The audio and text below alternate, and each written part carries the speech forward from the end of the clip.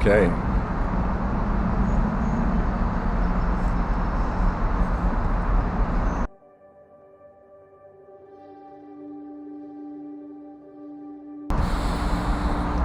Hello everyone and welcome to today's episode. The title has arose, Welcoming the Invisible on Earth. And so in the subtitle I've written the title in a more discreet way, Welcoming Invisible Systems of Intelligence on Earth. And you can say this episode involves a human being not caring for the known dimensions of a system of an intelligence, but the unknown dimensions of the system of intelligence. Human beings usually use an image, and images branch out into a world.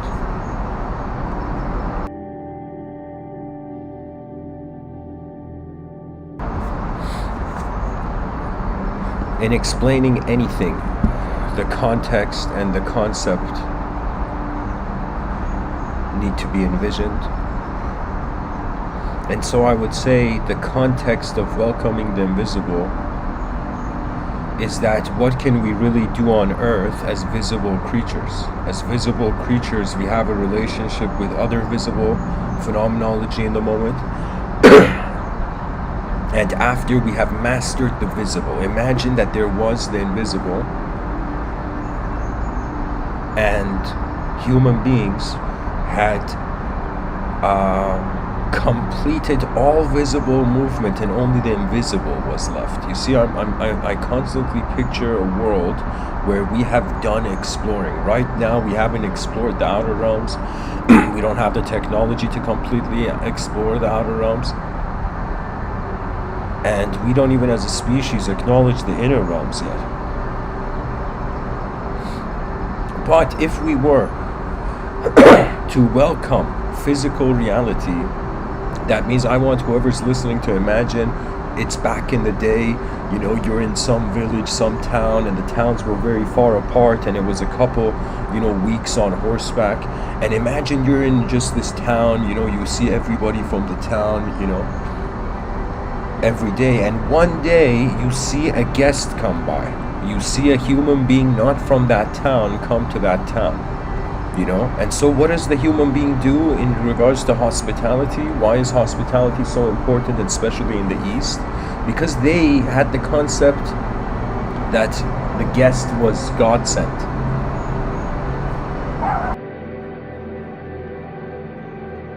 Now society in different parts of the world, the societies in different parts of the world, based on the amount of trust you have, you welcome the moment. If you distrust the moment, you don't welcome it. If you trust the moment, you welcome it.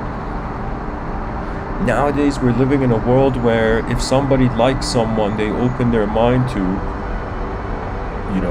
that person. And if somebody dislikes someone, you immediately close your mind, right? So it's not about just, being hospitable to guests that are physical. It's also how we welcome ideology in our experience as a human being. That is like the beginning of welcoming the invisible on Earth. Earth is a physical, visible event, and in this event there is a connection with a non-physical, non-visible event. That means there is a hidden Earth and there is an unhidden Earth. Right now, poetically, I am speaking in the unhidden outer Earth. But the inner Earth is how the personal dimensions of the person keep the world to themselves. Now, let's go back to the idea that you're someone in a village back in the day, and a guest comes, and you have this mentality that a guest never comes. This must be a unique event in nature. And so the person welcomes the physical event. We actually have no problem as human beings communicating to physical phenomena. It is the invisible phenomena that freaks us out because we haven't understood our invisible self. There is an invisible dimension to ourself, and when I say invisible, it's literally in the visible. That means all content that is visible is within. None physical awareness, and I don't want to say non-visible. It's as if we know that something is looking through our eyes, we just don't know what it is, right? We can't put it into an object and into a subject. That's pretty much where ancient wisdom and modern science bring us. They bring us to a point where if we can't see anything, and their seeing is not just with the biological eyes. A person can see something, like you can close your eyes and you could hear a lamp fall or something break, like a glass fall from the table, and even though you're not there, the sound of the glass will allow your inner sight to figure out what happened. So guys, an interesting question has come in the chat section. Welcome everyone, feel free to ask any question. I'm probably one of the people on this planet that doesn't get offended by language. Depends on the language though. So any questions are welcome. There is no right or wrong questions. All questions are geometrical exploration into the realm. Valerie says, shouldn't we welcome everything to gain knowledge? No, you shouldn't welcome everything. I mean, sure, you could be in a state of, let's say, love and bliss, and you'll be like, I trust everything in my experience to the degree that I don't need to double check anything. A person can fall in love with their inner realms and not realize that they're walking and there's a ditch in front of them, right? So a person shouldn't welcome everything, because some ideas, like right now, I'm a person casually speaking. I don't have an intent to try to change people, rather just to point to something. But I will tell you, there are some ideological systems that possess a person. Why? Because the ideological system cares for its survival more than actually the unknown direct experiencer. So you see, here's the thing. I'm saying you should look at everything and understand as much as possible. In that sense, you should welcome knowledge. But the whole point of knowledge is that you know what to do, so you don't have to do everything. So the aim of knowledge, Valerie, I would say, is that so we don't do everything, actually. So we do the right thing, or the specific thing. Knowledge is really zooming into the meaning of a moment,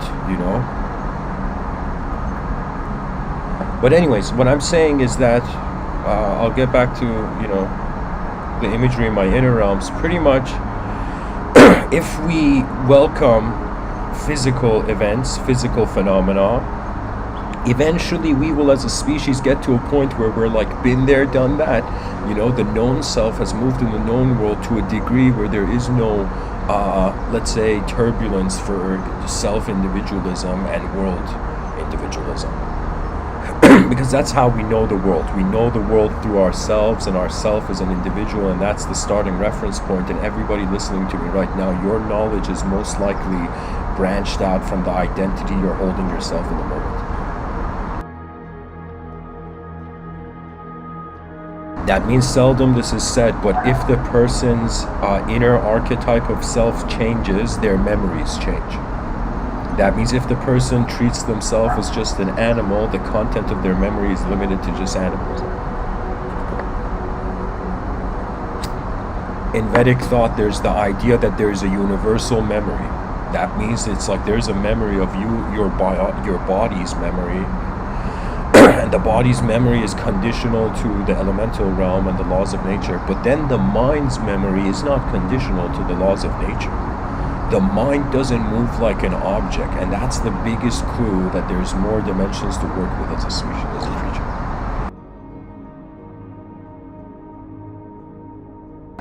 So, eventually there will come a point where human beings require to retaliate or respond to the unknown dimensions of their life. If the known dimensions of our life are based on the visible, anything that that happens that is unknown. First of all, karma is like how events happen without being invited. Like a person, let's say somebody cheats in a race, and then when they cheat in the race, at the end of the race, they fall down before they get to the finish line, imagine.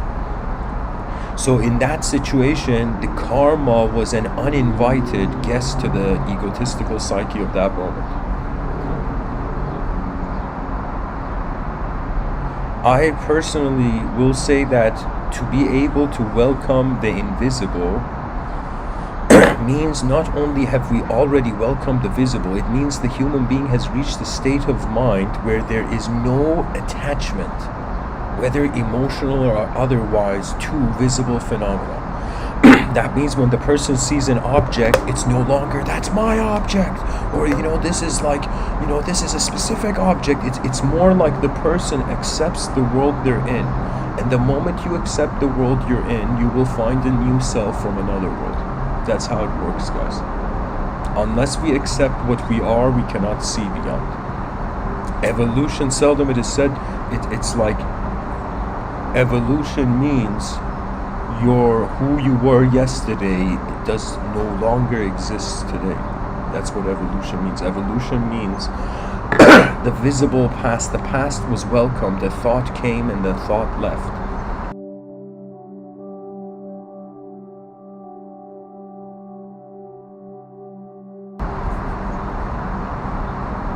Based on the kinds of spaces that man declares to his consciousness, that is held in his consciousness and his conscious attention, that's where the welcoming can happen.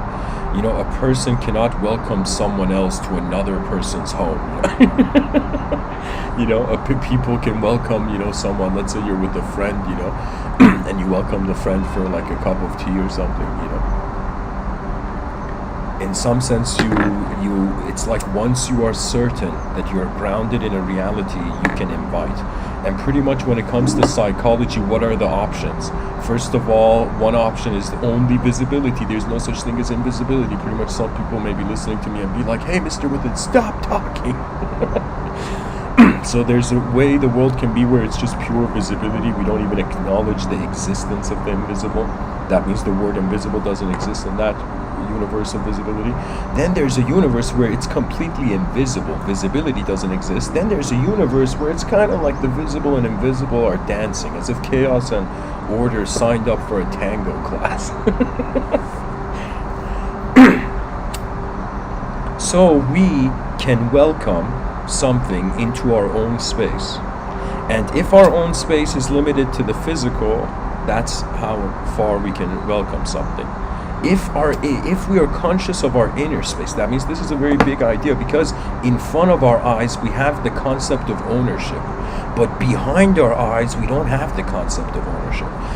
That means a person in front of their eyes, they're like a human being, living in a building.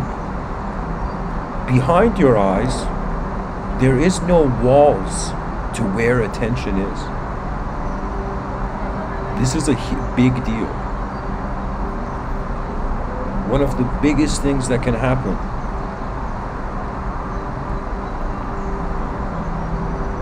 Where man realizes for the first time, the human creature realizes that it is multidimensionally present. And there is an inner space. Right now, my voice is entering your ears from the outer space, but my own voice is arising from my inner space. And that inner space is more like an emotional acknowledgement of presence. I don't know how else to say it. I don't know if there's even words to say it. I have personally, I don't want to say welcomed invisible systems of intelligence, but I have engaged subjective systems of intelligence. So when human beings communicate with one another, that's an objective system of intelligence. It's an object, it's like the concept of the organism is the key frame where the context of the moment begins for human beings in the visible realm, right? But I would say behind my eyes, I have neither been, it's hilarious, I have, in one angle I would say it's as if my mind has simulated probabilities of what invisible, like if the mind attempted to personify the invisible, in my inner realms I have engaged those archetypes. The good thing about an advantage of man's mind, that means you can close your eyes and you can engage any idea, and if you notice, because it's first person, there is no self behind our eyes, right? That means if when a person opens their eyes and light enters their eyes and they see something, we're like, okay, something entered the eyes of the person and it caused a perception. But when a person closes their eyes and sees something, just take this in, guys. we can close our eyes and have access to sight. That sight is happening, I don't want to say somewhere, but in some state.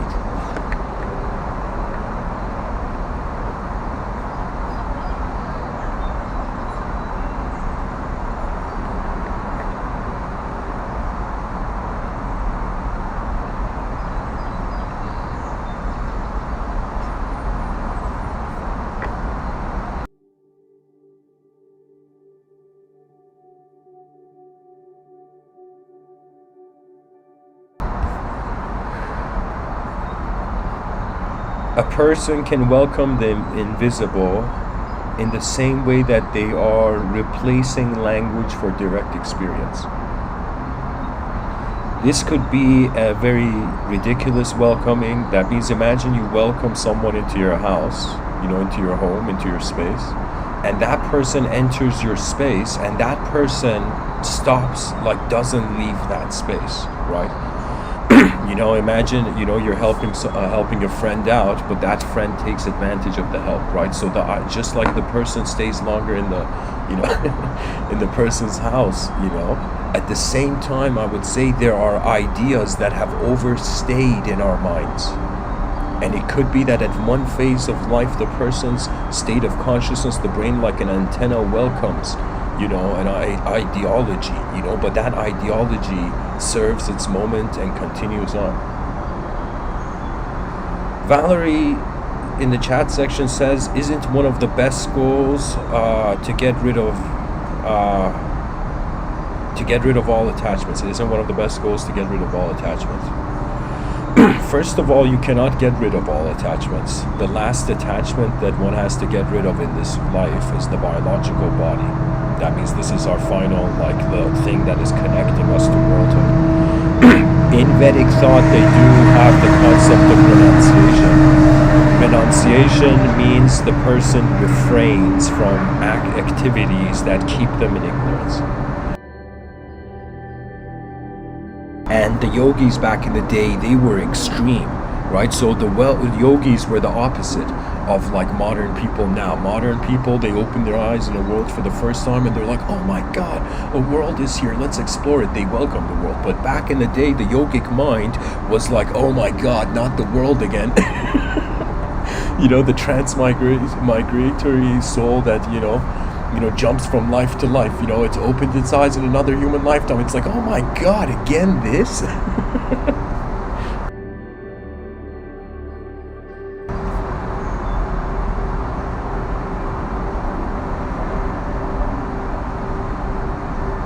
The idea is not that, guys, one moment of life can define all moments of life. We're not playing the Lord of the Rings of belief systems here, one ideal to rule them all.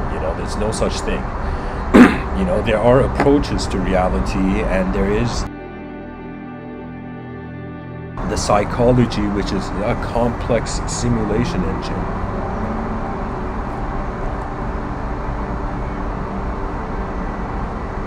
But I would personally say, if somebody told me, should we detach from everything in this life? I will tell you, you only need to attach or detach if you don't know why you're holding something. If a person who's holding a pen, and let's say you're a writer, you're holding a pen in your hand and you know exactly what to do with the pen. You write whatever you want, right? But imagine you're not a writer and you have a pen in your hand. And then you're like, why do I have a pen in my hand? I'm not a writer, right? And then that pen can be an unnecessary attachment. That means if you cannot use what you're attached to, if it is not serving the vitality of the direct experiencer, then you have to detach from a system that doesn't work. It's the same thing just like with human beings in relationships, right? When human beings get into a relationship and the other doesn't understand them, what do? They go towards a space of more understanding, right? And it's as if we are using what has come to us. One angle of looking at the day, we're just a person, making decisions. Another way is the world is happening and we are gliding through it, we are surfing, it's as if we are an invisible energetic sphere. And just like the Yoga Patanjali Sutras say, a glass orb moving over different colored surfaces, we're moving over different ways the moment of animated. right? And a person can get attached. Like me personally, the reason sometimes I look at the world and it's very easy for me to be silly is because I actually release my past senses of self. That means I have released my memories into the void often. And what that means is before I sleep, I thank the world for its service. And I feel a sort of silence, in the world where the world is thanking me for my service. And then I close my eyes. And when I say welcoming the invisible cannot be conceptualized. So that means the only way we can welcome it is if we are also invisible in an invisible world and we have become conscious of our transcendental birthright poetically. And of course, guys, this world is huge. This world is so big that anybody who has an opinion on it and wants that opinion to be true will end up being a fool. It's not only just huge. I mean, it's like, let's say, if the gigantic nature of an edgeless sky wasn't enough, the world changes too. That means not only can we not see the whole universe, even if we did see it, if right now we got a snapshot of the whole universal sector, it is in constant flux. Right? So life is designed actually not to be an individual. Individuals suffer in a changing world. The only way one cannot suffer in a changing world if experientially they identify as the force that's changing the world. Right? I feel this is why human beings are drawn. We have a passion to live for more than ourselves. Parents understand this. Our species, the only reason it has genetically continued because human beings were like, all right, I've lived for myself enough, time to bring new human beings into the system. Right? People don't realize, but I think in the future, all those people who are single mothers and single fathers, they will technically, you can say they can get a Medal of Honor credit from the advanced civilization in the future. And the best thing we can do is create a friendly enough. That means we don't want to have like 100% peace on earth. It's impossible, but peace enough peace to build the next great chapter of human civilization. I mean, is nobody excited about where we're all going? I mean,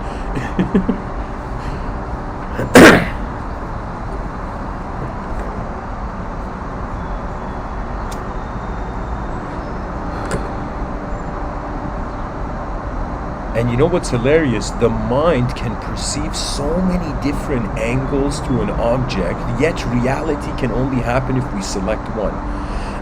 That means imagine, a person is standing at like an ice cream stand and the, person giving the ice cream is like, hey kid, what do you want? And the kid, and our mind, our brain, the way it simulates probabilities is exactly like the kid realizing he has 2 scoops for the ice cream cone and he has to select out of all the different, flavors that are in life, right? So life is actually, everybody is actually abundant when it comes to information. That means if information was money, everybody would be rich. Why? Because we are a creature designed to receive information. And now we have even reached a point in our history where we are seeing a monetary value in education. I will tell you something. In the future, there is not going to be any concepts. There's just going to be 2 approaches to the educational system. That means in the future, if they ask, why does the educational system exist? And the only answer would be to expand the horizons of the vision of mankind. That's it. It's like the world is done teaching. Now it's like the explorer phase of reality. And in our explorations, once the visible cup is filled to the brim, then invisible perceptions begin.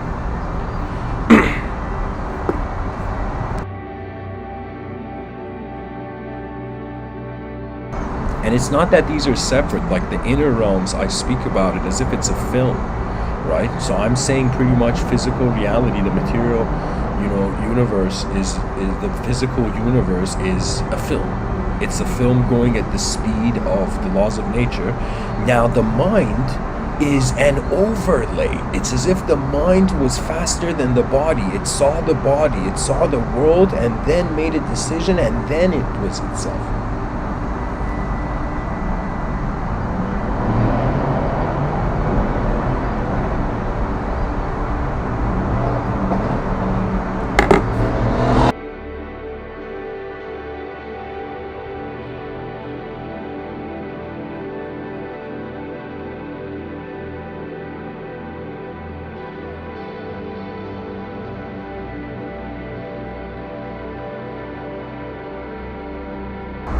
And you know, this concept of the visible invisible, technically there's no such thing. There's just one thing that's happening, and we have only access to a percentage of that one event.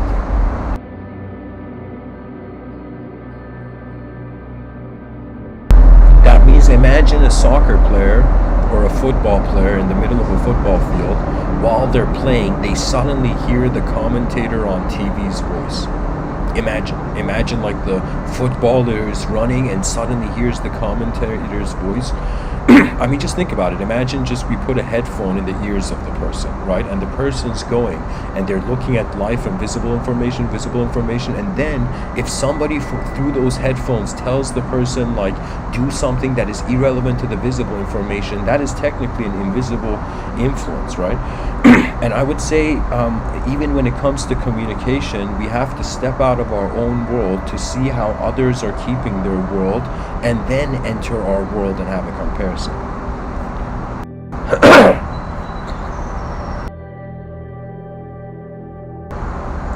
Excuse me, guys.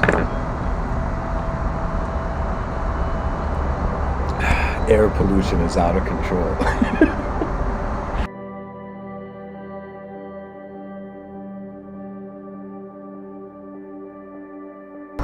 You know, can you imagine somebody's like, Mr.Within, why do you cough? And I'll be like, the skies of our world deserve a better atmosphere.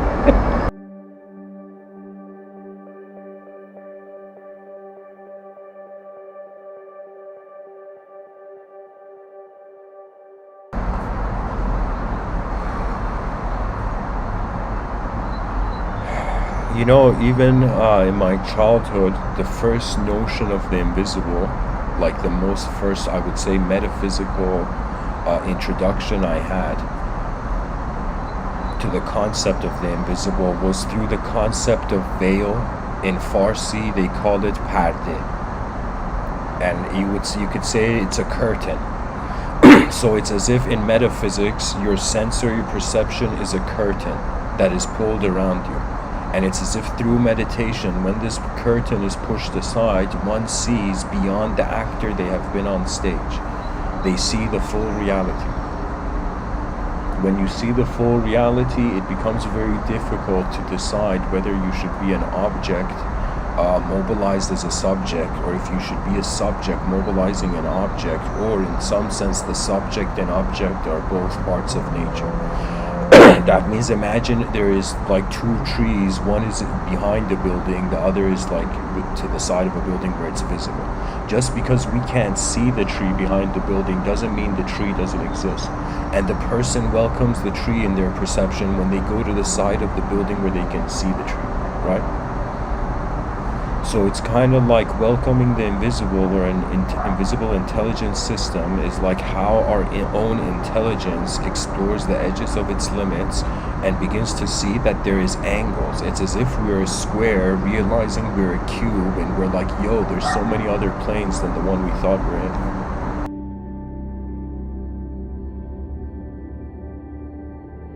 You know, if we were in a cubic universe, if the mind, poetically, if we were a cubic entity, that would mean, and let's say we were a cubic being, but we were experiencing it as a 2D being, right? So again, like the square cube analogy. Now, let's say the square is like, yo, there's 5 other worlds I can access to, 5 other planes, and the 5 planes are keeping it. So what that means is not only is there the idea of parallel dimensions, there's the idea that parallel dimensions at different angles, these parallel planes, create supreme reality. So the person's like, So it's like a square realizing it's like parallel lives, 5 other parallel senses of self, and then all those 6 parallel senses of self that are like each a square, a plane, a 2D plane, they create the 3-dimensional reality. So it's like not only should we have the capacity to work with ourselves, with others, but we should have the capacity to work with ourselves. The mind is ultimately a space. It's a designer's table, and the designs that are found on this table, they end up becoming the choice of the individual.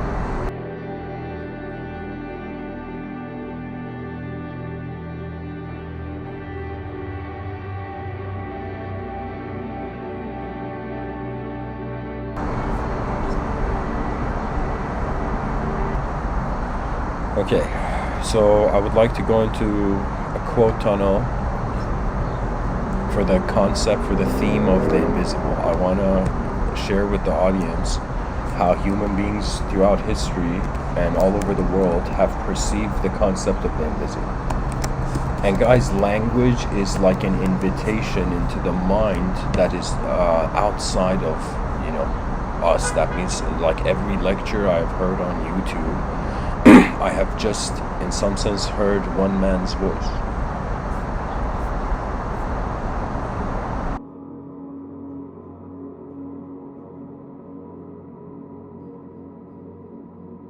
One man's vision.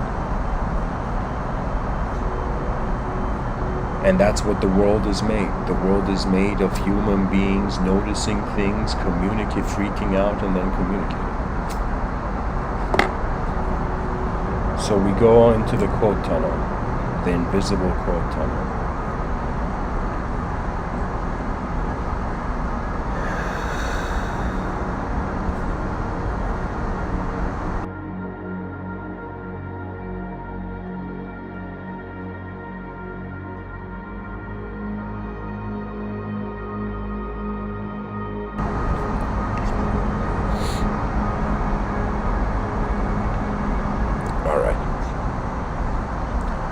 So, Antoine de Saint-Exupéry, it is only with the heart that one can see rightly what is essential is invisible to the eye.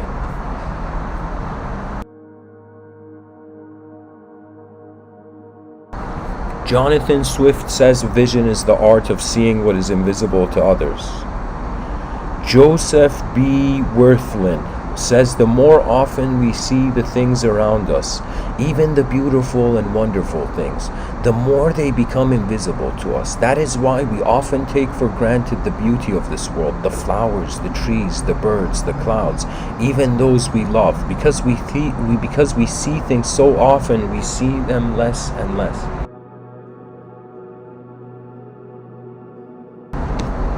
Tony Robbins says setting goals is the first step in turning the invisible into the visible. Very well said. George Monbiot says what you see is not what others see. We inhabit parallel worlds of perception, bounded by our interests and experience. What is obvious to some is invisible to others. And how cool is that, guys? We're living on a planet where everybody is seeing different dimensions to the planet. And communication is just sharing those dimensions.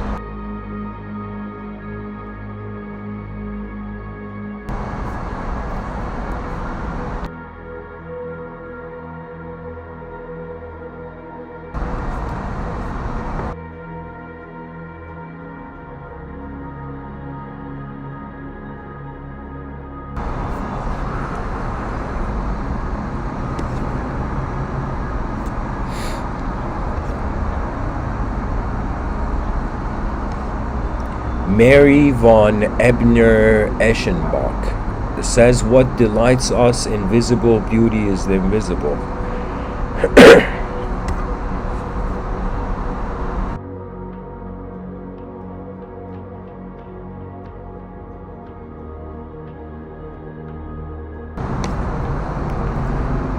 I have no way how to pronounce this name, but I think it's Giuseppe Mazzini says music is the harmonious voice of creation, an echo of the invisible world. H. Jackson Brown Jr. says sometimes the heart sees what is invisible to the eye. I don't know. Okay, this is similar to Michel Foucault says there are forms of oppression and domination which become invisible, the new normal. Max Beckerman says, I am seeking for the bridge which leans from the visible to the invisible through reality. Henry Wadsworth Longfellow, for age is opportunity no less than youth, for age is opportunity no less than youth itself, though in another dress, and as the evening twilight fades away, the sky is filled with stars invisible by day. Shiv Khera says, have a vision. It is the ability to see the invisible. If you can see the invisible, you can achieve the impossible. Francois Mauriac says, to love someone is to see a miracle invisible to others.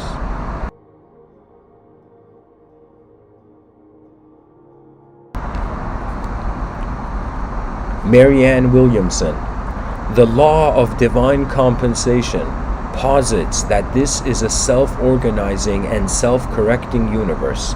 The embryo becomes a baby, the bud becomes a blossom, the acorn becomes an oak tree. Clearly, there is some invisible force that is moving every aspect of reality to its next best expression.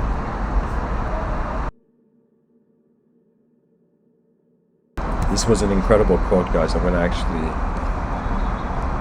use this for the channel description. No, sorry, not channel description, the video's description.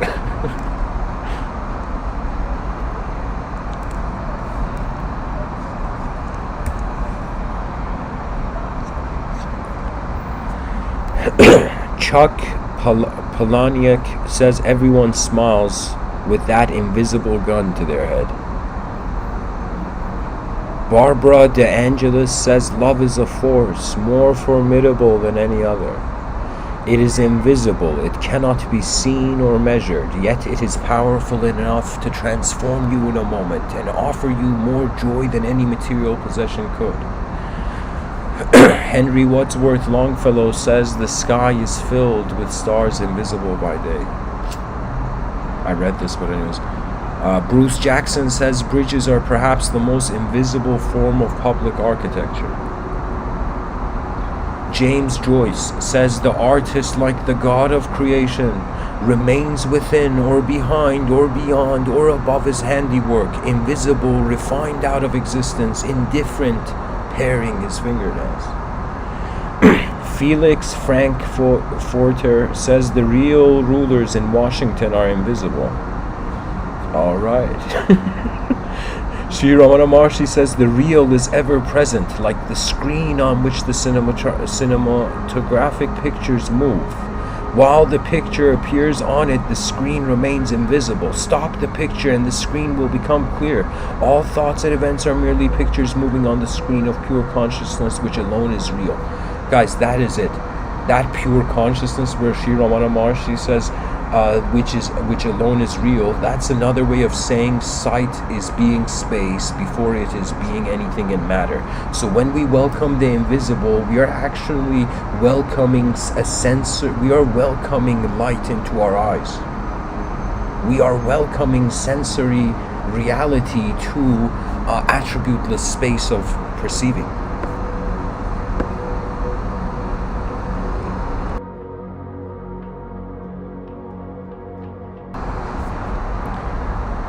James Buchan says an atheist is a man who has no invisible means of support.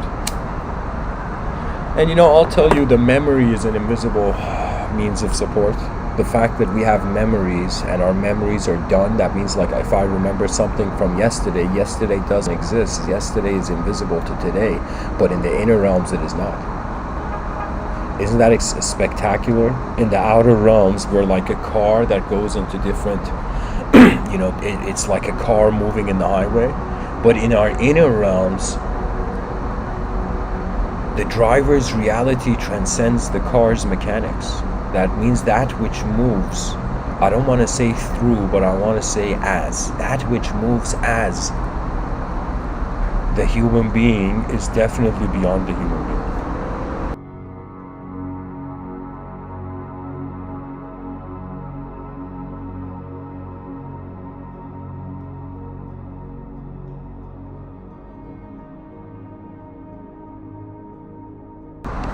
Buckminster Fuller has an incredible quote. He says 99% of who you are is invisible and untouchable. And do you believe people have Facebook accounts when 99% of what we are is invisible?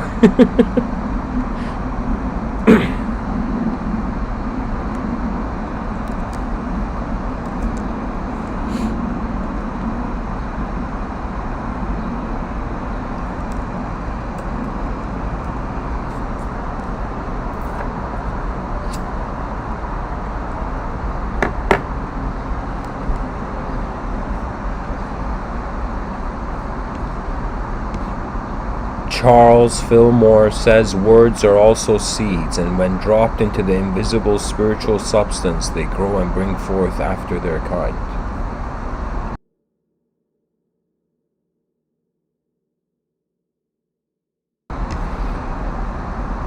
Novalis says we are more closely connected to the invisible than to the visible. Saint Francis de Sales says, make friends with the angels, who, though invisible, are always with you. Often invoke them, constantly praise them, and make good use of their help and assistance in all your temporal and spiritual affairs. You see, guys, Saint Francis de Sales is bringing up a theological point, but I will tell you my interpretation of theology is that the sun is God. The light beams are the angels, the archangels, and the light beams that entered man's eyes directly, you could say, they are the angels that man sees. That means light is like think of it this way. Imagine a person is in darkness, suffering, and they call for the angel. They're like, angels, help me, I'm suffering, what do I do? And then imagine the angel appears, this bright presence, this let's say ascended light, and the person's suffering and fear goes away, and they're like, thanks, angels. But it's the same as if a person was cold, and then the sunlight came out, and then they're like, thanks, angels. Do you see? And the angel was the archetype of, I would say, pretty much that which doesn't have free will, that which is the divine will. So you can say the angels are the echo of God's command through the theological lens. So when Saint Francis here, this man is saying, make friends with the angels, who, though invisible, are always with you, he means that realize the light in your eyes. Realize how reality is being with you, how your mind's intelligence is active, as if the mind is like the person's soul is like the captain, and the soul's like, mind, and the mind's like, yes, sir, And then the captain says, is the body ready? And the mind's like, yes, sir, And then poetically, a child is born in the world. The mind is like the crew. The soul is the captain, and the body is the ship. The mind can lead to an infinite array of personalized phenomena. That means because the inner realms is unconditional, that means till the end of time we can visualize endless types of creatures, endless types of beings. That means 100% in the future, AI is going to get so advanced, we're just going to be like AI, simulate all the potential types of, humanoid entities in the realm, and AI would 100% be able to, at least, I'm perceiving maybe technology in 100 years would be able to share the human archetype with any other archetype. That means we would be able to see any object humanized, we would be able to see any subject humanized. And of course, what we're doing, like this is what a lot of pet owners are doing, that they are actually humanizing their pet. They're talking to their pet like it's a human, like it's a being, like it's a person, and so that humanizes the animal,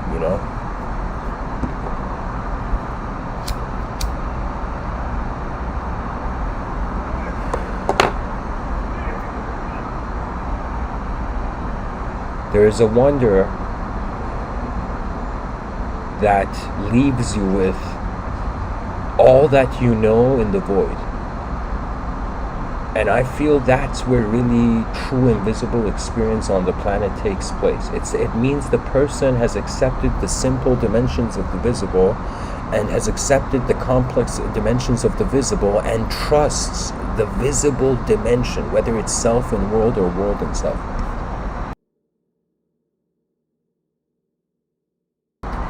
So once you're done with the self and world of the visible conscious realm, then the self and world of the unconscious comes. Right now, the type of egoic constructs that human beings have, we don't tend to accept there's an unconscious self. We accept there's an unconscious world, but we don't accept that there's an extension of us in the unknown. Right? Like human beings are treating themselves as as a means to an end. And what I mean by this is that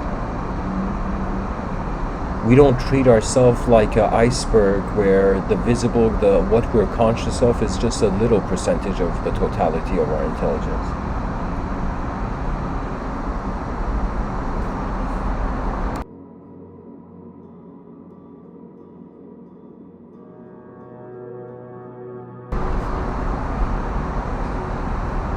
The world has so many ways it's happening that to be ignorant of the invisible is the most foolish thing that we can do. To be ignorant of the potentially multidimensional is the most foolish thing we can do. And it's as if a young child may not know what to do with, for example, let's say a telescope, but as the child gets older, suddenly the telescope being invisible to the child's interest suddenly becomes visible to the child's interest, It's the same thing with science and knowledge, pretty much, guys. Knowledge is not interesting to the person unless it has something to do with their experience. Nobody will learn anything unless it relates to their experience.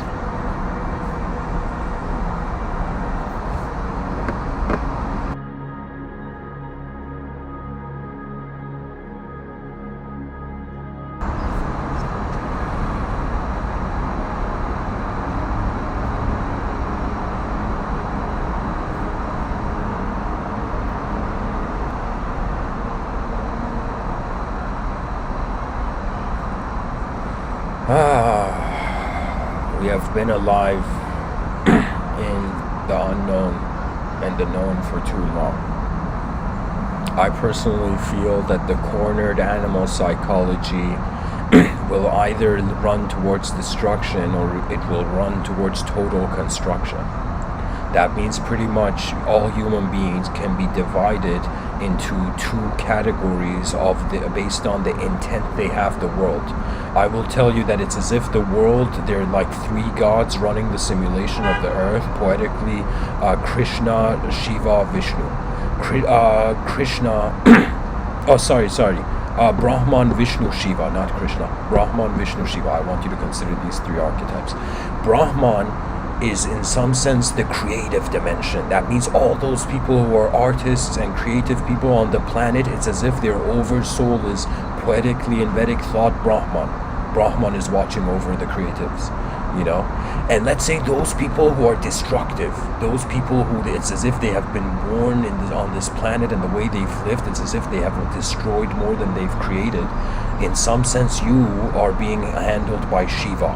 That means chaos has a guardian. It's not just order. It's not like when justice is attacked, the angels just appear, And for example, Islamic thought in the Islamic book, I don't know. Here, I'll say this rather than making it specific. There is this concept in theology that as if 5,000 angels were sent to assist, a human being. And if you were to take that idea, you can totally see as if chaos has its generals and its own troops, and order has its own troops. But remember, I said there's three gods in the room, so there is another category. And I would say that in some sense, Brahman is watching over the creative individuals, those who go towards creation. Shiva is looking over those who see destruction, to go towards destruction, and those who are human beings that are neither just content with creating, not just content with destroying, they are the preservers of the realm. Those human beings who have been born, to in some sense neither create or destroy, but to hold the flag of how far the human intelligence has gone. It means a patriotism, not to the idea, not to the colors that we paint on the dirt. The patriotism of the human experience. That's what we should all be patriots of. That for the first time a planet can communicate to itself to retaliate against its extinction. It's an incredible time to be alive, and it's even more incredible time to be a mind in time. That means if you're an eternal being, you're like, no way, is there time happening? And if you're a temporary being, yo, Eternals, are you there?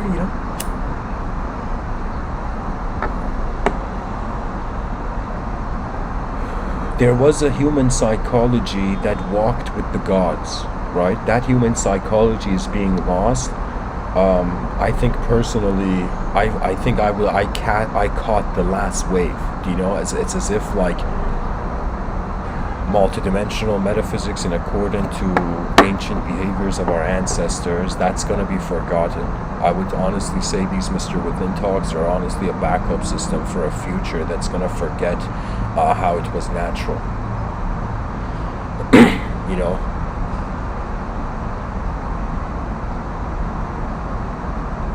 And there is unknown intelligence.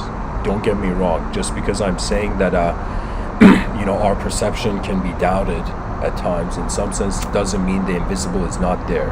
Terence McKenna had the best way of saying this. Terence McKenna said there is another tenant in the room. That means the human species has roommates in other dimensions.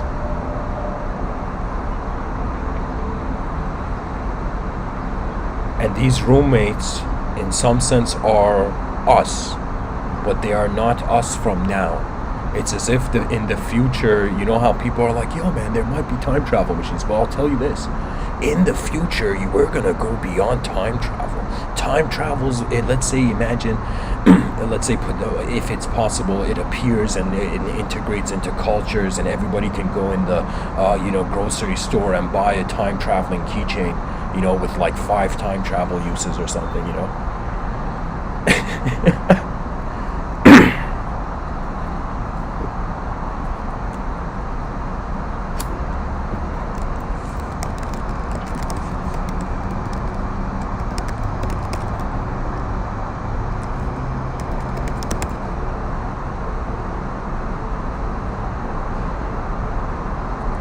Beyond time travel, I perceive that the future is going to become an ocean.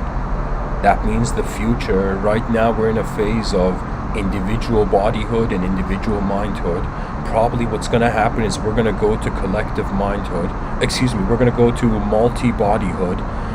We're going to go towards collective bodyhood, still a singular mindhood. Then there's going to be multiple mindhood. The moment we're in multiple minds, that means imagine like 5 human beings, or imagine like 8 billion human beings in the future. They all share one inner realm server before even needing to speak. In that inner realm cyberspace server, there is a private access for every human being to experience each other through each other. But this is way in the future. This is not now. This is like 3,600 years in the future, I predict, where the species is going to reach us. No, sorry, not 3,600 years for the cyberspace. 3,600 years, we will be tired of individual infinite continuity. That means the human being has completed. That means there is no transcendence, but there is completion. That means in accordance to how our attention moved the world, we find a satisfaction. So pretty much your karma is like you open a bag and you put all the stuff on the bag on the table. Then at the end of your life, as the person's getting old, slowly they're taking all the things out that they took out of the bag when they were young, they're putting it back in the bag. And what that means is it's like life cycles are completing before the person's physical life ends, inner life cycles.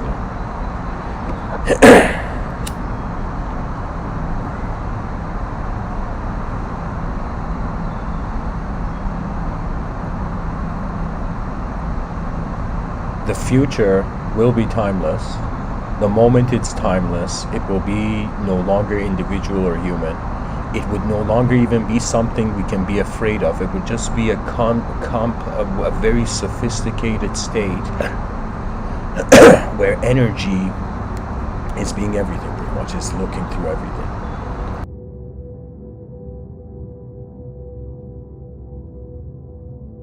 I think people don't realize how serious the concept of mysticism is, really. Mysticism means you transcend your humanism and you become intelligent worldhood. That means that means some human beings were genius somehow, or divinely guided or inspired, and they managed to find a way that in the renunciation of the idea of self, the reality of self is there before. So it's as if a person takes the blindfold off, they don't have to imagine anything. And the concept that the world is like an illusion is like a blindfold. The moment you take the blindfold off, the truth was right there.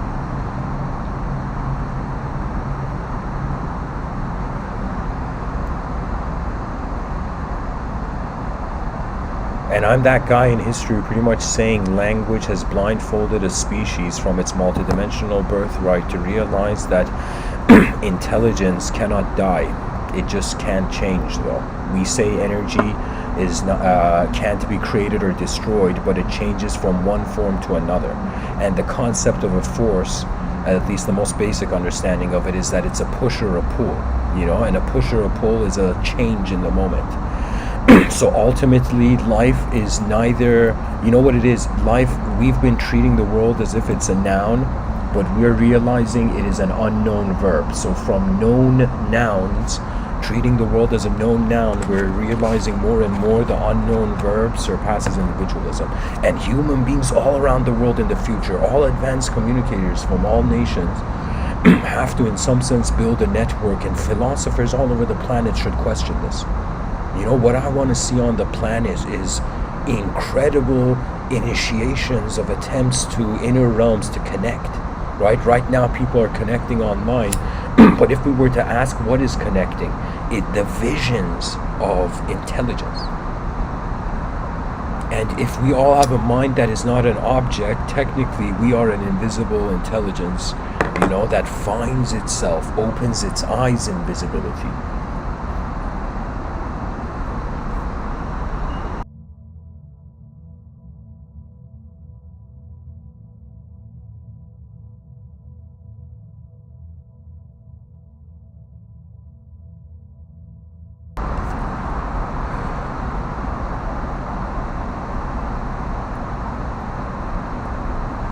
The story of human evolution is that we are the animal that stopped behaving like an animal.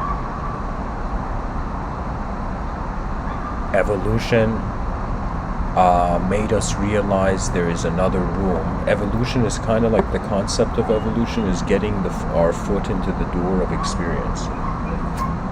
But to truly enter that door, do you know what a direct experiential being means? A direct experiential being means, just like how right now probably most people listening to me, you're experiencing your body in the domain of your free will. That means if you move if you request from yourself to raise your hand in there, if you want to raise your hand in there, you can. You can raise your hand. But if you want to raise, let's say, a skyscraper into the air from the ground, right?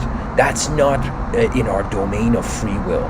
The moment we realize we are a collective being, and I keep saying presence beyond personality,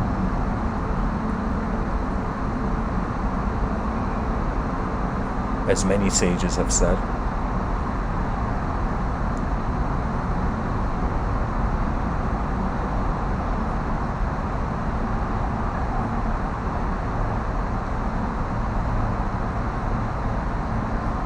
beyond language, there is a state where we become the creator of language, and beyond the creator of language, we are a creation of a non-linguistic based reality. That means every person should treat life like a coin. It has another side. Nothing can be 100%. We can't be convinced, because the world changes.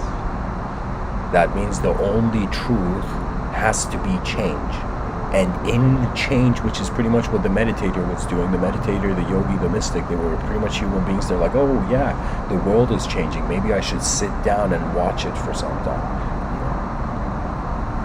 And as you watch the world, you start with visible objects. I'll give you an example. Like right now, if I was to kind of go into a meditative state, I'll be like, okay, what's in my consciousness? What's in this moment? I see, for example, this bottle of water, this laptop, this pen, this paper, this table. Do you see? These are all stuff I start my attention in starting with the visible criteria, with the visible component to the moment. And after I'm done with the visible, then I'm like, what does it mean? It's as if first, like, am I seeing anything? And then after, am I seeing anything? What is what I'm seeing? What does what I'm seeing mean? That becomes the next phase, right? It's like a lot of people want to be successful in this life, but if you ask them why, most likely it's an emotional reason for many. The moment it's no longer an emotional reason, the possibilities of our future step out from the invisible. My actual father is a very wise man, and he told me that with more and more communication, everything becomes clear. That means if two people are having a problem, the more and more, theoretically just speaking, the more and more people communicate, the more and more they see from each other's worlds, right? So that means even though in society we have distrust, so what that means is, imagine there's a thief, imagine there is like a saint, a thief, and a saint, and let's imagine a businessman, okay? And these three people get caught in an elevator. When they first entered the elevator, the thief acted polite to the saint, the saint acted polite to the businessman and the thief, the businessman acted polite to the thief, not knowing who they are in their own inner realms, right? Imagine these three people in the elevator, they were stuck in the elevator for 4 hours and they began communicating. And the more they began communicating, they began seeing that each of their inner realms are different. That means it's as if the thief is a materialist and the businessman is a materialist, imagine, but the saint is an immaterialist. In that 4-hour conversation, they realize this. Then let's say we realize the saint is a good person and the businessman is a good person, but the thief isn't a good person, right? And you see all the other angles, and we see that the, thief believes in evil and the saint believes in evil, but the businessman doesn't believe in evil, for example. So as more communication, more the inner realms display themselves, right?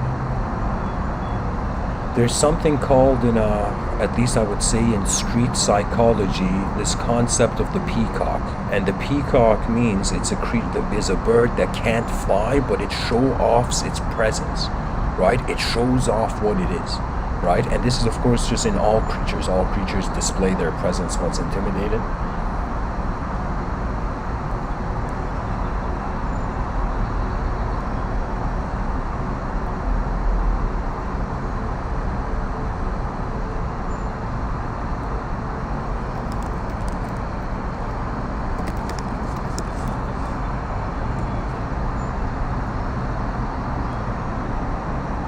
The more we communicate, the more what we see changes. And it's another way of saying the more energy is poured into a moment, the more the moment becomes alive and the more multidimensional the moment becomes. That means the more a human being speaks, the more dimensions there are to that person. So if you're someone, for example, who've heard a bunch of my talks, you've probably seen many dimensions to me as a human, you know.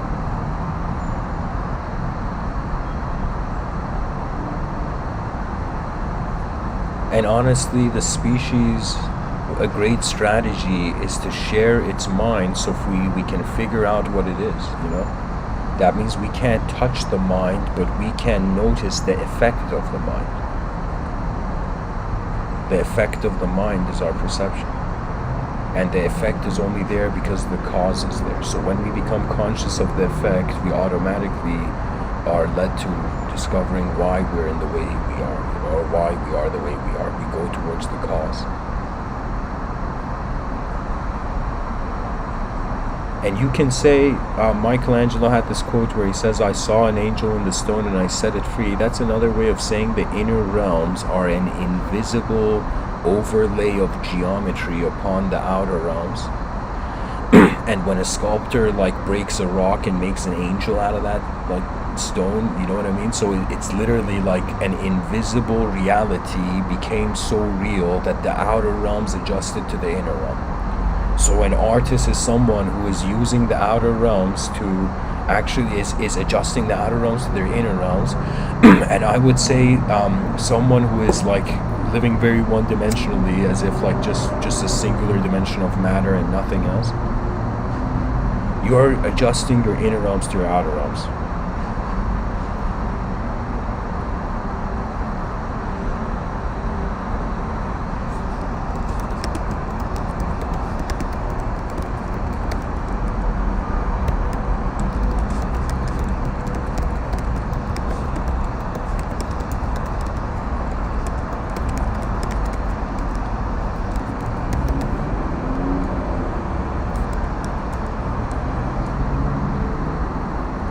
So guys, some really interesting questions are being asked in the chat section. Valerie says, do you believe in the collective unconscious? Which I've said I do. And then Valerie says, so could it potentially turn into the hive mind in the future? I've responded, if the collective unconscious is one giant conscious moment to itself, the hive mind already exists. This means, like, imagine a cell, imagine a red blood cell, the red blood cells in the veins of the human being, in the body of the human being, they suddenly became conscious and they were like, where are we? Who are we? What is God? What is truth? What is world? Right? Imagine red blood cells in your body suddenly became conscious and started asking questions. Then imagine the red blood cells in your body, they started to ask questions to such a degree that they started to build on their own technology, knowledge, language, history. There was a red blood cell history to that red blood cell city, imagine, right? And so the red blood cells,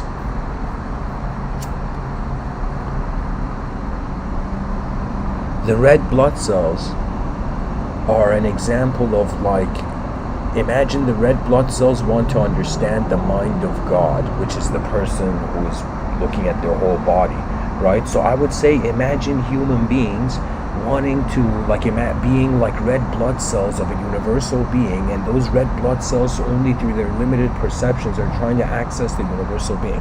The only thing, this is seldom said, but the only thing we can do with truth is to be it. There's nothing else we can do with truth.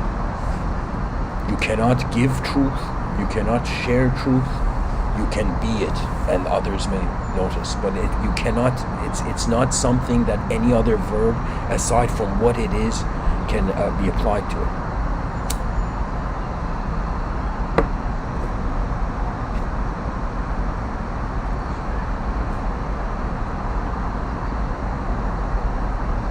It's as if, like a drop on a leaf.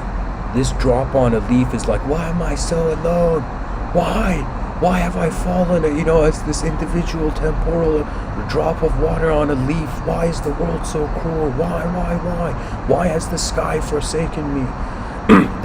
Imagine this drop of consciousness says this. Then this drop from the leaf, thinking that it's its end, falls into a stream. Then the drop is like, no way, I'm being a whole movement of a realm right now, a movement of intelligence.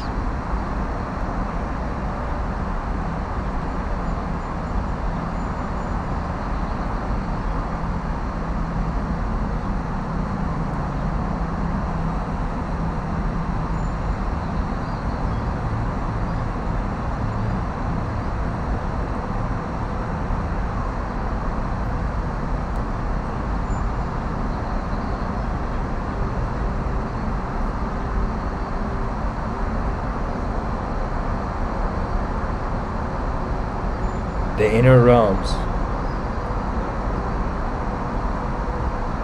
is where the future waits to be released into the world. And a part of the way to release the future is to honor the invisible. Honor is a very cool concept, and it's so important for whoever on this planet who has heard these Mr. Within talks and identifies as an advanced communicator, you have to honor the visible, and you have to also honor the invisible. If you don't honor the invisible through the dissension of an undeserving ego, and if the person feels they don't deserve, and then their attention goes in their inner realms, they can actually be devoured by the inner realms. And that's just poetry. What I mean is that they can become identified with their inner realms. That means, imagine how ridiculous would it be if somebody says something, and let's say somebody gets mad at someone and says, don't do that again, it's like, don't speak, it's, or something like that, right?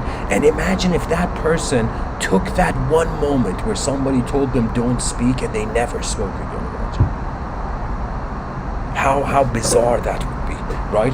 But that would technically be an idea possess the person's possibility of their attitude.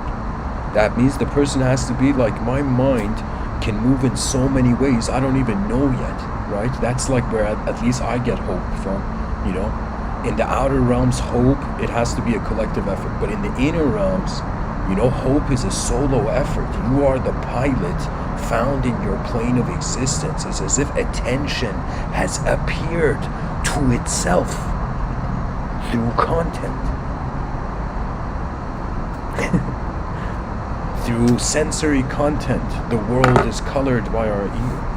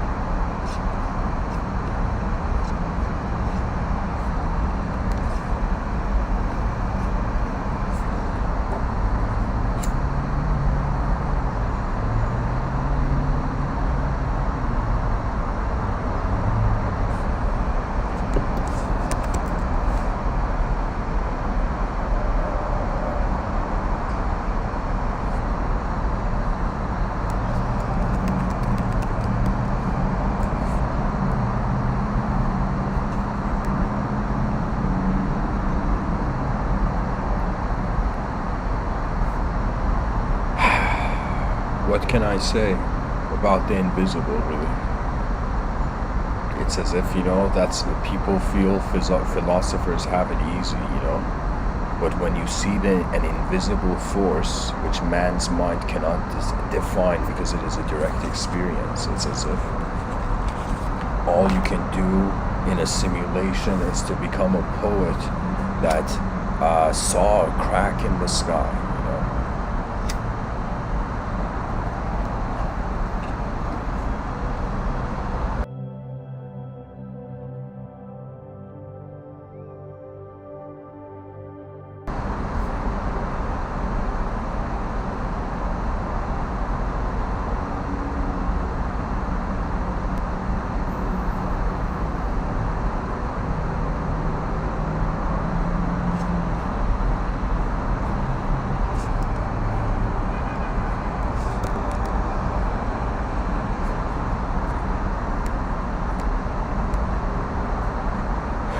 Okay, let me see if I can take this somewhere interesting.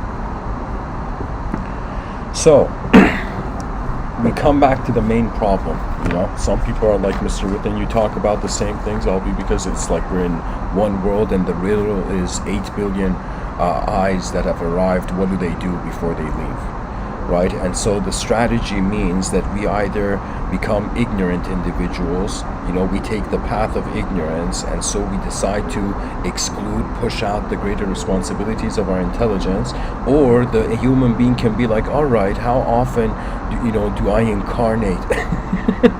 The person can be like, how often do I incarnate as a human being at a point in history where there is developments of language technologies? That means we have language, we have a history, we have technology, we have globalized information access. It's like, how often is this opportunity there? I'm the first in my genetical lineage to give a podcast.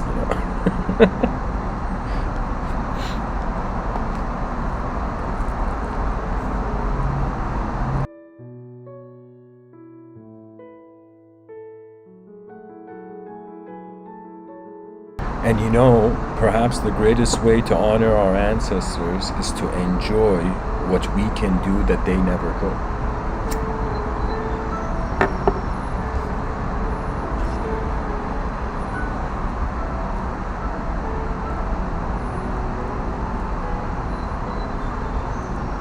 $8 billion human beings, if they work together, it cannot be only inner realm oriented. So that means if I was to to kind of suggest two paths that humanity can take, if the inner realms are more important than the outer realms, we're going to destroy the world. It doesn't matter how much we preach peace and being a nice person. If the inner realms, in some sense, that means if the mind, how would I say it?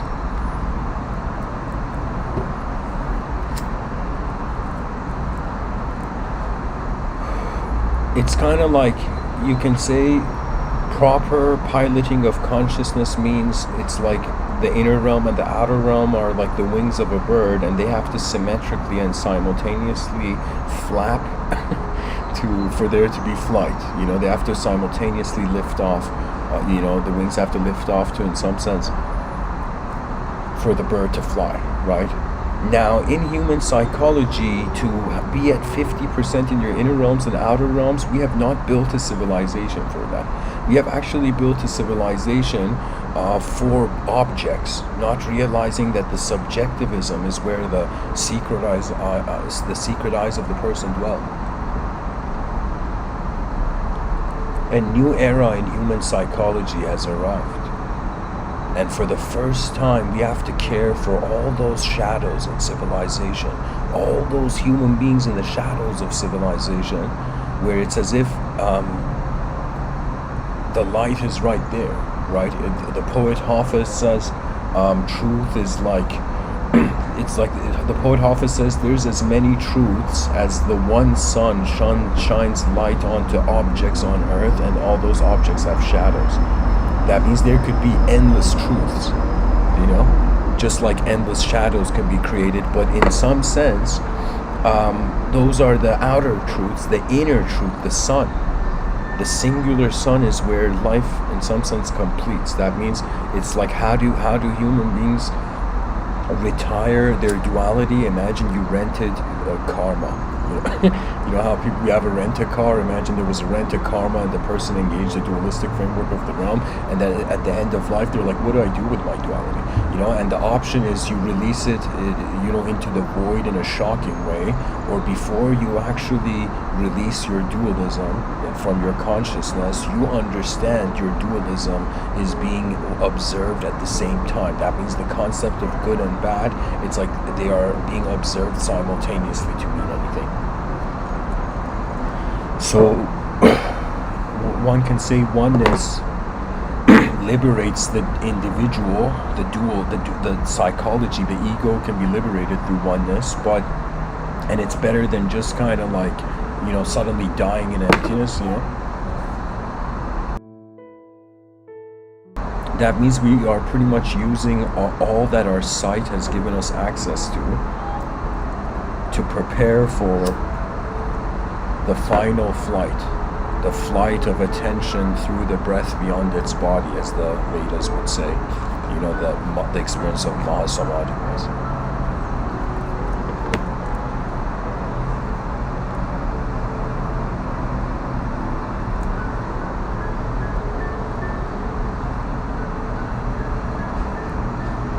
So if there's a greater than sign for the inner realms than the outer realms, we are pretty much beings that stopped caring for one dimension and multiple dimensions became more real. If we have the outer realms be more, there being a greater than sign towards the outer realms than the inner realms, the outer realms being greater than the inner realms, that means pretty much we want to just solo it out through identity, through ideology. So pretty much we walk alone or we walk as humanity. This is the crossroad that our species has yet to cross, but the time is coming. Do we care for the success of the whole system, or do we want to just be an individual successful part of the system? Right? That is really the question for the modern mind. You know, that means it's as if like before the world turned into, before the one woke up from the dream of the world, as if in the dream, you know, some dreamer shouted, "Why were we even dreaming this?" You know, there's a value. And the cool thing about life, just like language, like a person can write down a code and then years later go reread that code and be fascinated by the dimensions they see, right? So the more your experiences are actually more, and some people, they extract experiences from their inner realms. I will be honest, when I give these talks, like the advantage it has for me is that I get to see in my inner realms footage, a cinematic footage, way where intelligence is animating, I don't want to say thought, but it's as if like, you know how like we need an alphabet to have words to be able to speak, and it's like the inner realms need to have an initial source, which is the attention, which is the watcher, and so the inner realms is actually how the unknown self. So behind your eyes, you're being an unknown self. In front of your eyes, you can be a known self. But the issue is that the mind creates the concept of a concept, and so the mind cannot be a concept. You know, philosophers are strangely, you know, the most required archetype in a simulation. There were some philosophers back in the day, ancient Greeks, where one of them, I don't know who it was, but I know it was an ancient Greek philosopher, and this ancient Greek philosopher said there will come a time where being a philosopher is like being a king. Why? Because you are at the edge, the epitome of the information accessible in the realm. That means you're wondering about the edge of the container of the world, you know, not just in front of our eyes. Scientists care about how the world is contained in front of our eyes. Philosophers are actually there to wonder about what the implications of the worlds behind our eyes. You know, that means if there was an extraterrestrial that landed on Earth,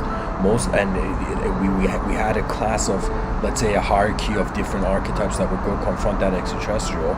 It's as if first we will send the mystic, and the mystic will most likely go and sit in like a Buddha pose in front of the extraterrestrial in the future that had landed, hypothetically. And so we would see the mystic would sit eyes closed, and eventually, let's say we see this mystic go hug the extraterrestrial, and eventually the mystic introduces the extraterrestrial to who? To the philosopher. The philosopher introduces the extraterrestrial to, in some sense, the psychologist.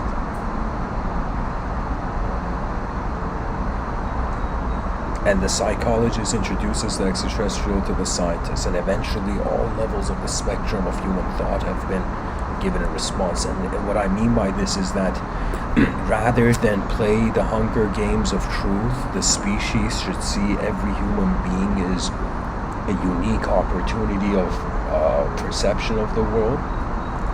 And it's as if not about what tools we had, but how we used what we had.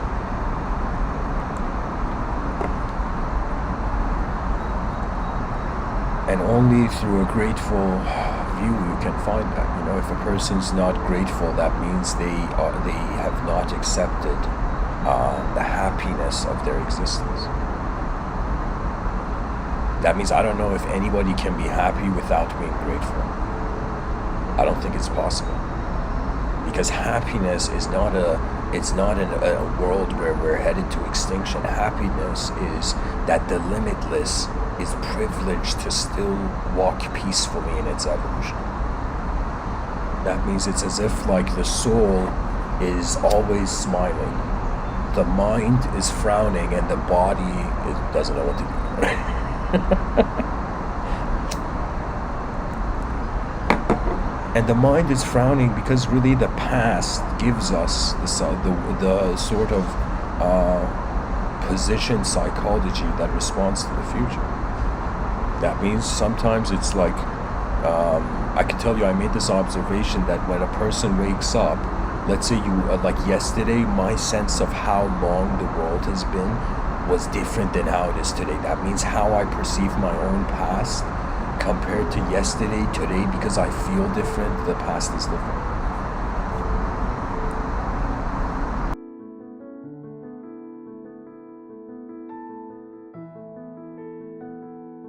And you know, what could be taking place is that art is trying to make the person feel different so that that difference becomes their future.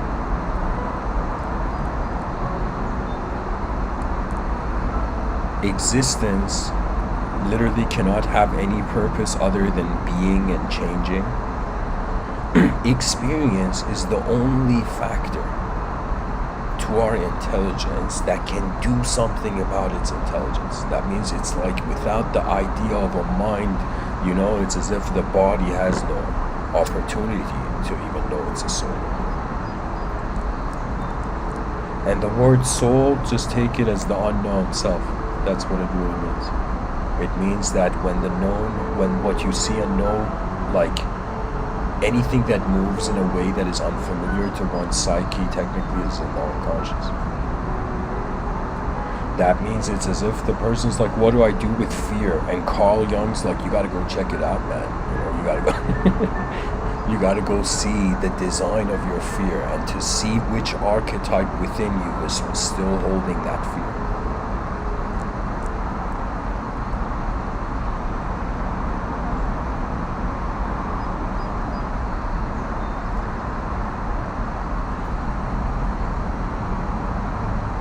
You know, our eyes are the true bringers of the dawn.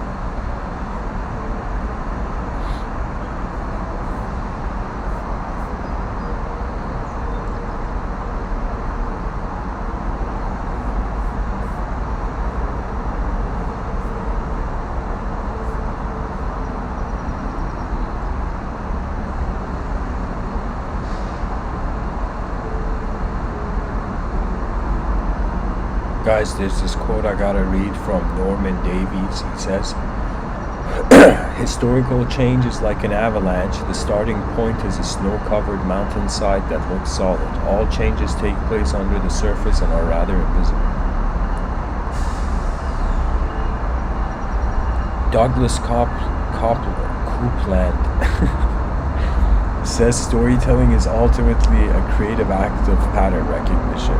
Through characters, plot, and setting, a writer creates places where previously invisible truths become visible, or the storyteller posits a series of dots that the reader can connect.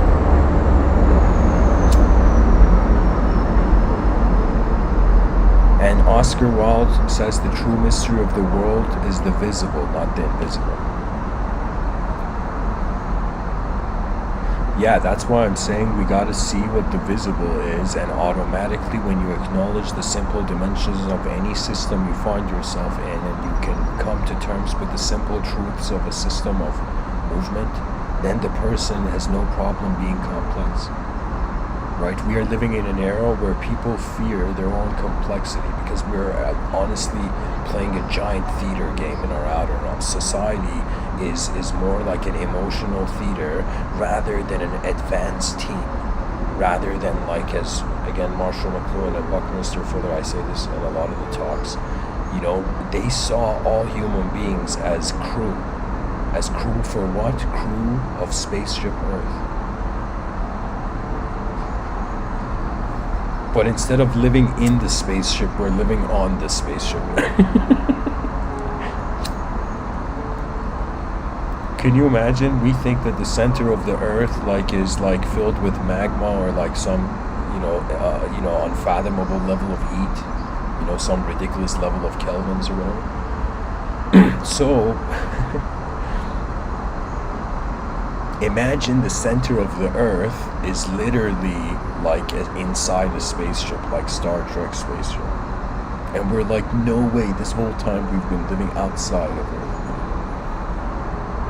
But of course, I'm being abstract here. Really, the mind can engage multiple narratives. The body can only exist through one of them. And so our choice becomes our reality.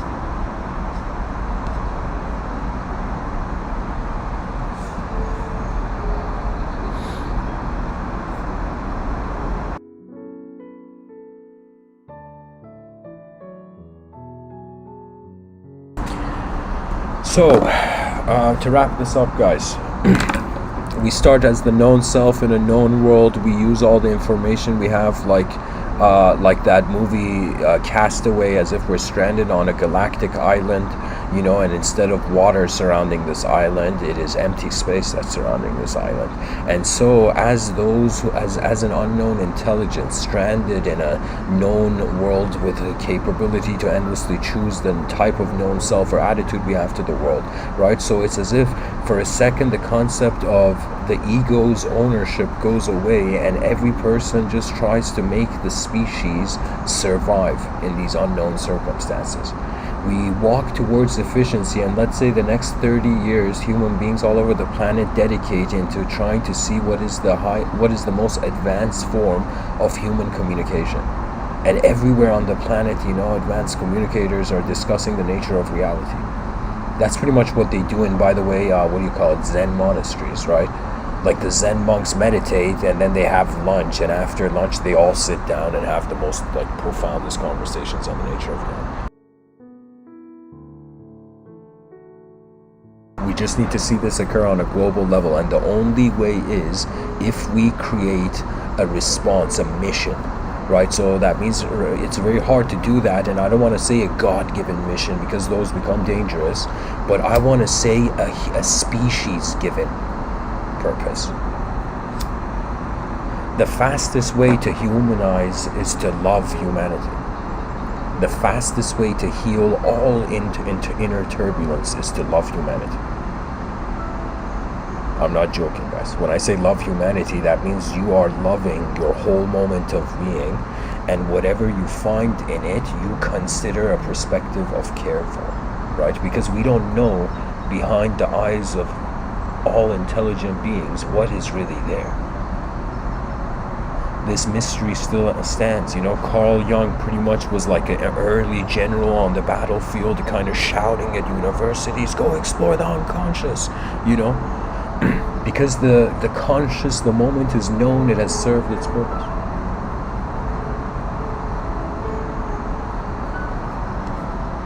So anyways, guys, thanks for listening. I hope this episode was helpful. I'll be on Discord for a little bit for if anybody has a question or wants to engage. Thanks for